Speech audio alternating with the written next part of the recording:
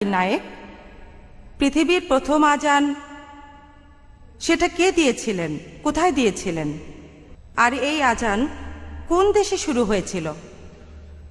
বোন, আপনি প্রশ্ন করলেন যে আজানের উৎপত্তি কিভাবে হয়েছে, কোন দেশে হয়েছে, আর সেটা কিভাবে শুরু হয়েছে।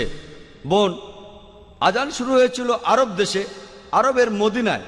আর সহিহ হাদিসে উল্লেখ করা আছে যে মদিনায় মসজিদ তৈরি করার পর নবীজি এবং সাহাবারা সালাতের ব্যাপারে আলোচনা করছিলেন, কিভাবে মানুষকে আহ্বান করা হবে।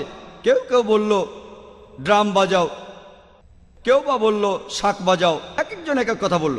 হাদিস বলছে তখন একজন লোক, সেই লোক তার স্বপ্নের মধ্যে আজান শুনল। সে শুনল আজানের আওয়াজ, যেটা আমি আগে বলেছিলাম মানুষের কণ্ঠে। খবরটা তখন নবীজির কাছে পৌঁছে গেল, আর নবীজি বললেন সে যে কথাগুলো শুনেছে সেগুলো শুনতে খুবই ভালো লাগছে।